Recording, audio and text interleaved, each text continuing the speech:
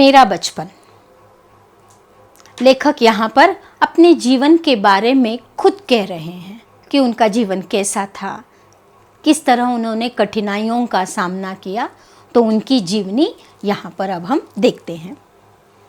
मेरा जन्म मद्रास राज्य माने अब का तमिलनाडु के रामेश्वरम कस्बे के एक मध्यवर्गीय परिवार में हुआ। कस्बा छोटा सा गांव, रामेश्वर के एक कस्बे में मध्यवर्गीय मिडिल क्लास फैमिली में, किसी अमीर घर में नहीं, मिडिल क्लास फैमिली में इनका जन्म हुआ। मेरे पिता जैनुलाब्दीन की कोई बहुत अच्छी औपचारिक शिक्षा नहीं थी और न ही वे कोई बहुत धनी व्यक्ति थे। उनके बावजूद अंडरलाइन चिल्ड्रन, वे बुद्धिमान थे। उनमें उदारता, अंडरलाइन उदारता और सच्ची भावना थी।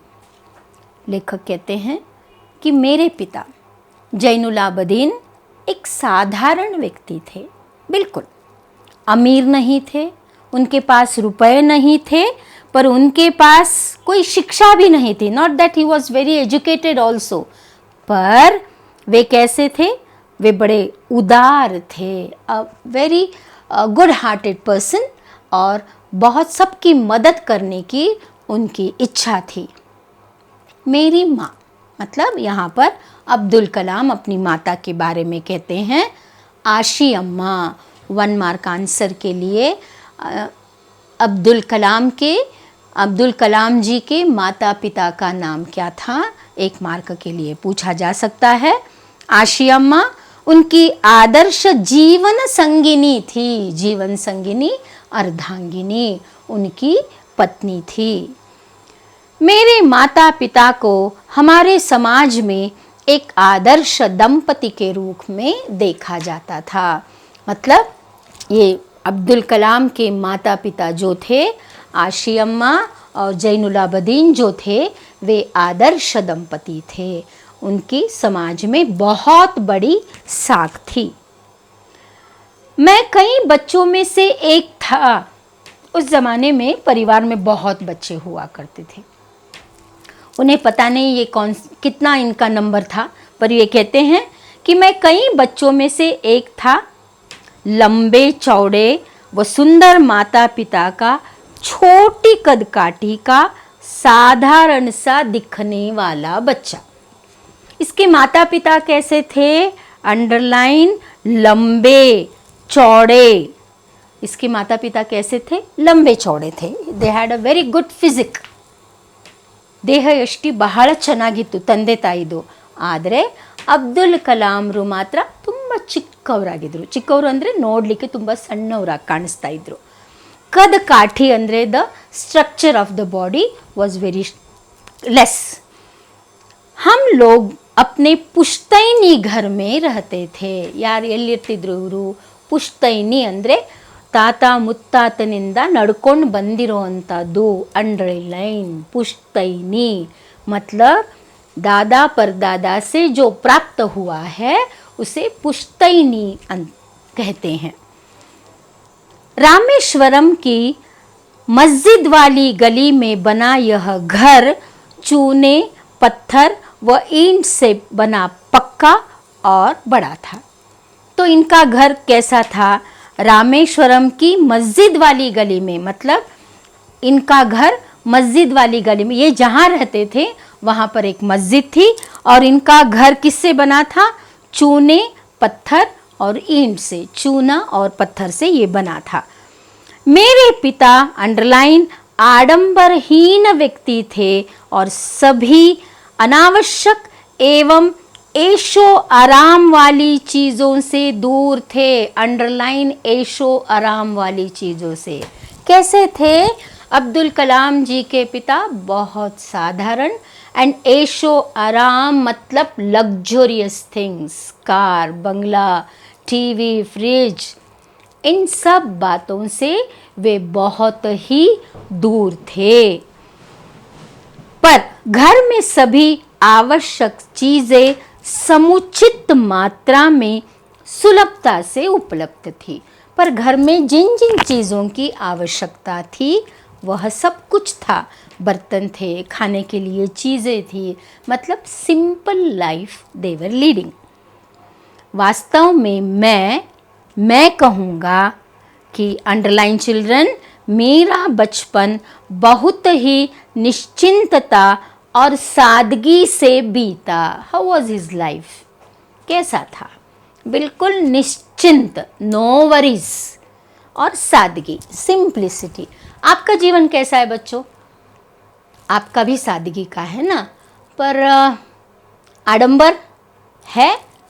नहीं है। ओके, तो इस तरह इनका भी जीवन आडंबरहीन था, भौतिक एवं भावनात्मक दोनों ही दृष्टि से। इन ऑल द एस्पेक्ट, भावनात्मक, emotional, the life was full of emotions. माता पिता का प्यार, परिवार का प्यार, ये सब अब्दुल कलाम जी को मिलता था।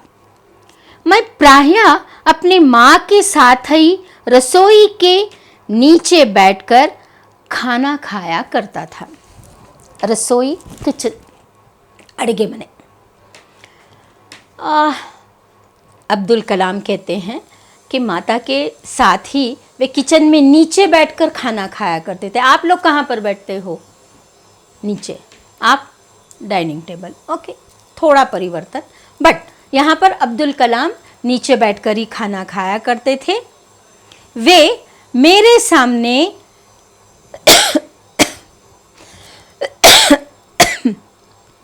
मेरे सामने केले का पत्ता बिछाती और फिर उस पर चावल एवं सुगंधित स्वादिष्ट सांभार डालती, साथ में घर का बना अचार और नारियल की ताज़ी चटनी होती थी। एले मेले, एले ऊटा तिंदिदीरा मಕ್ಕಳೇ? खाया है आपने? केले के पत्ते पर खाना बहुत स्वादिष्ट होता है। स्टील के प्लेट में नहीं, कांच के प्लेट में नहीं, केले के पत्ते पर खाना। क्या खाना था? चावल और सांभर और अचार। अचार पिकल, अचार पिकल अंद्रे उप्पिनकाಯಿ और नारियल की ताज़ी चटनी हुआ करती थी। मतलब वे क्या है? नारियल माने तेंगिनकाई, कोकोनट, कोकोनट से बनी हुई वे चटनी खाया करते थे। तो ये पूछा जा सकता है कि अपने खाने में अब्दुल कलाम जी क्या क्या खाया करते थे? चावल, सांबर, नारियल की चटनी और अचार खाया करते थे। 2 वाक्य में उत्तर के लिए यह प्रश्न पूछा जाता है। प्रतिष्ठित शिव मंदिर, जिसके कारण रामेश्वरम प्रसिद्ध तीर्थ स्थल है, का हमारे घर से 10 मिनट का पैदल रास्ता था। रामेश्वर में किसके लिए प्रसिद्ध है, कोई बता पाएगा? शिव का मंदिर। तो इस शिव के मंदिर के पास ही, मतलब 10 मिनट चलो तो अब्दुल कलाम के घर के पास ही शिव का मंदिर था। इस इलाके में हम रहते थे वह मुस्लिम बहुत थे।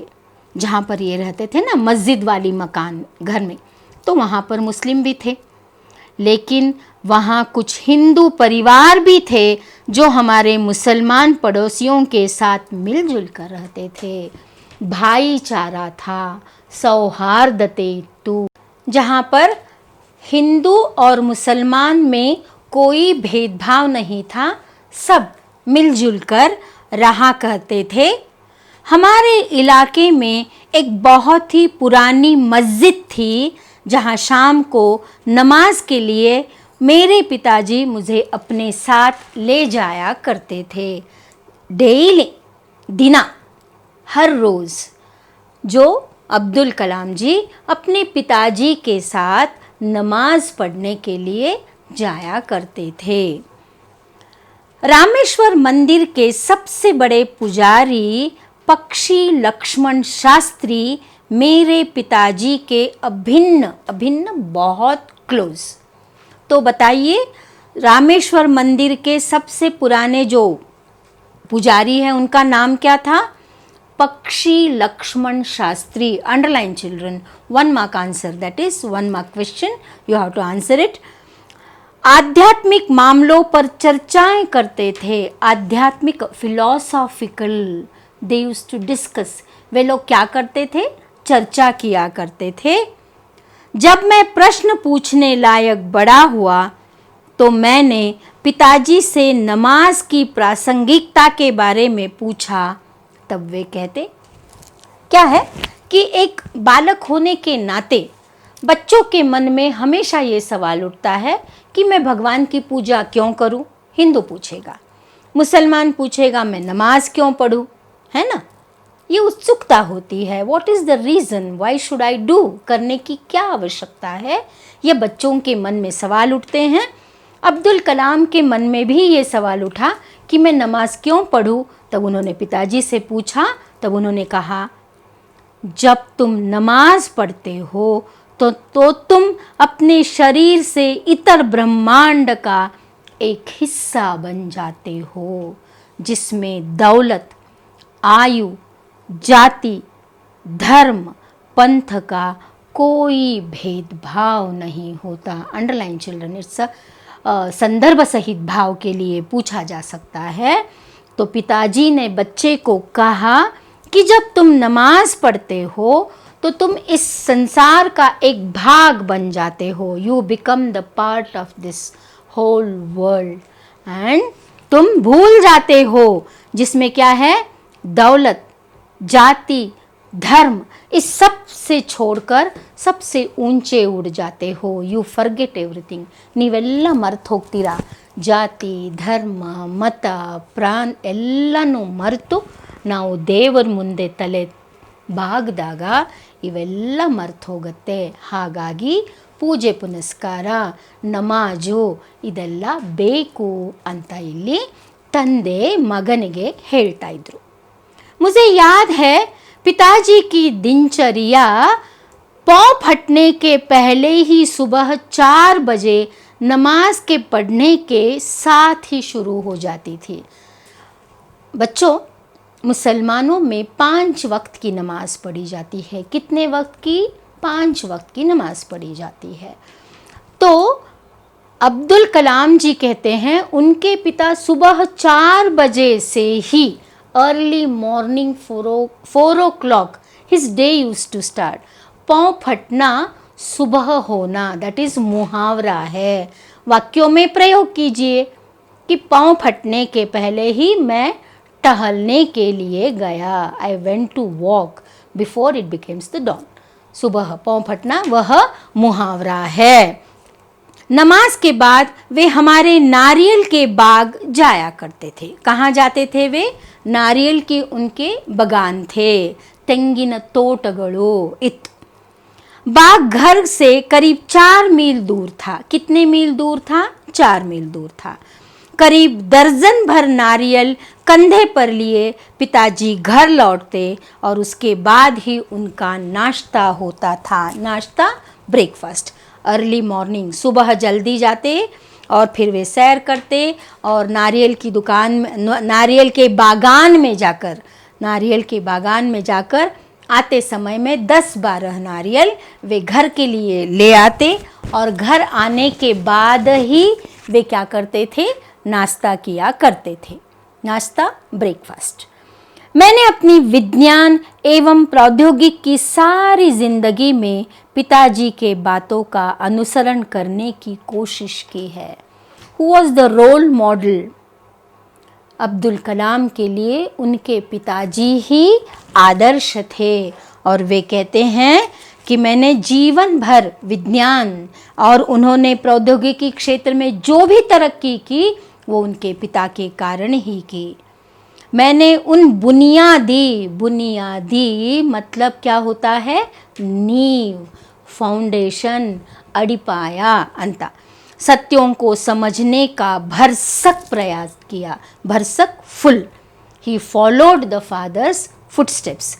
कि ऐसी कोई दैवी शक्ति ज़रूर है जो हमें भ्रम, दुखों, विषाद और असफलता से छुटकारा दिलाती है और तथा सही रास्ता दिखाती है.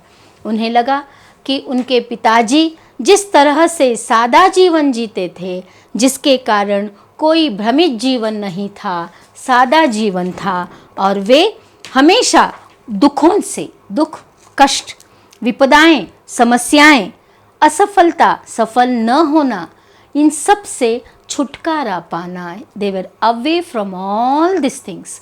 बहुत ही सादा जीवन इन्होंने जिया।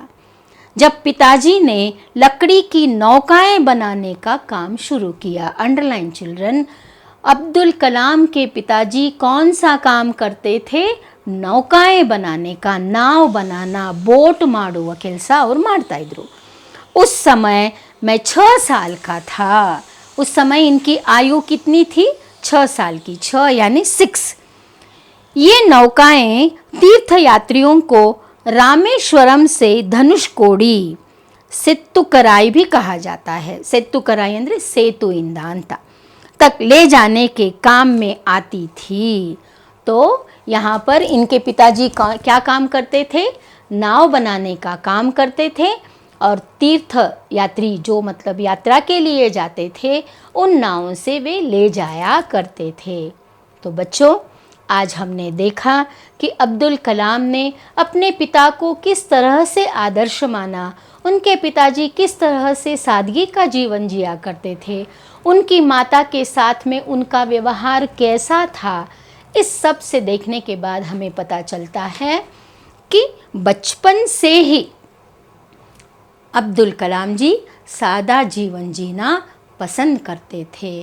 तो बाकी के भाग में कल हम देखेंगे कि आगे अब्दुल कलाम जी का जीवन किस तरह से बीत रहा था। तो कल हम देखेंगे।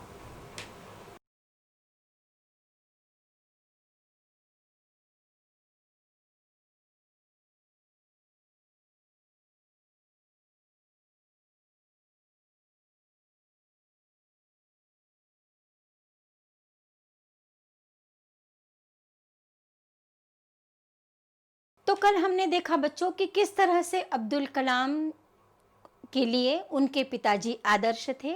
सादा जीवन, उच्च विचार, ये उन्होंने किस तरह से अपने पिता से सीखा था। उनके पिताजी जो नाव बनाने का काम करते थे, अब किस तरह से उनके जीवन में परिवर्तन आते गए, इसके बारे में अब हम देखेंगे। एक स्थानीय ठेकेदार अहमद, पेज नंबर 34 चिल्ड्रन, स्थानीय ठेकेदार अहमद जलालुद्दीन के साथ पिताजी समुद्र तट के पास नौकाएं बनाने लगे। कहाँ पर? समुद्र तट, ऑन द बैंक ऑफ सी। बाद में अहमद जलालुद्दीन की मेरी बड़ी बहन जोहरा के साथ शादी हो गई। तो जोहरा अब्दुल कलाम की बहन थी। अंडरलाइन